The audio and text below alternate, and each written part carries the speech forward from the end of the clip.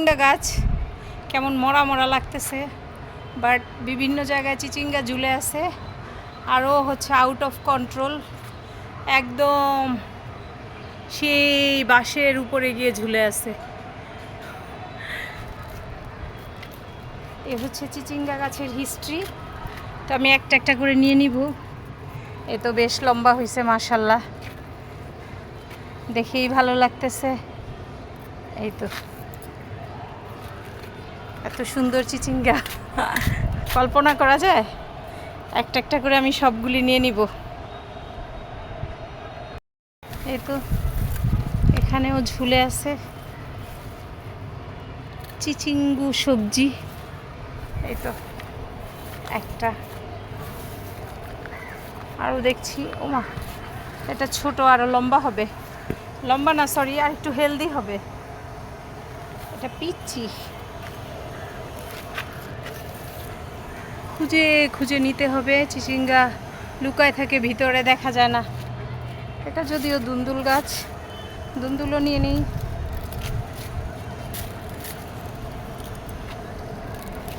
ছোট হয়ে গেছে পটলের মতো। চিচিঙ্গা জাতের সমস্যাটা কি, এরকম পেঁচায় কেন ওরা? ওদের প্রবলেম তো বুঝলাম না। চিচিঙ্গা কোথায় লুকিয়ে আছে? এই তো বড় হয়ে লুকায় আছে আমার চোখের আড়ালে। না দেখলে তো নষ্টই হয়ে যেত, কারণ কাদা লেগে আছে।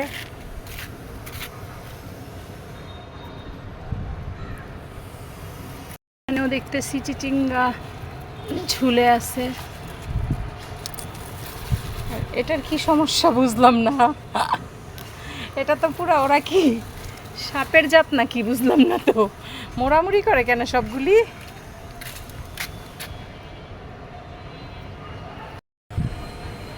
এই তো গাছের সৌন্দর্য বৃদ্ধি করে আসলে ভেজিটেবল, না হলে তো আর এই সুন্দর লাগবে না। এই তো নিচে ঝুলে আছে।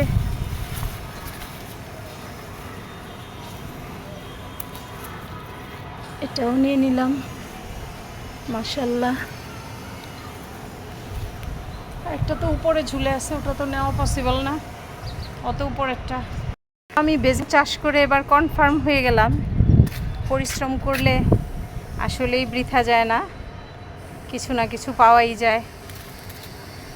প্রায় 1 কেজি চিচিঙ্গা, 1 কেজির উপরে বেগুন হয়ে গেল। এটাই অনেক ব্যাপার, সব অর্গানিক।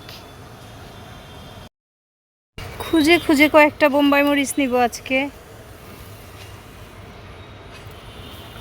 খুবই লিমিটেড নিব, অল্প।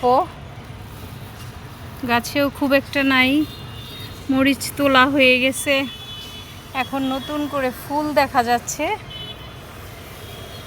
ফাঁকে ফাঁকে 2-1টা পেলে জাস্ট খাবো। গাছ তো অনেক বড় হয়ে গেছে আলহামদুলিল্লাহ। এই তো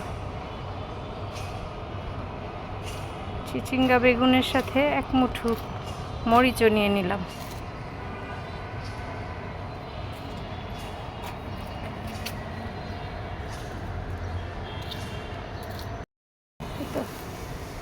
সাথে দেখতো, দেখ আছে ভিতরে, টুকটাক খুঁজে বের কর।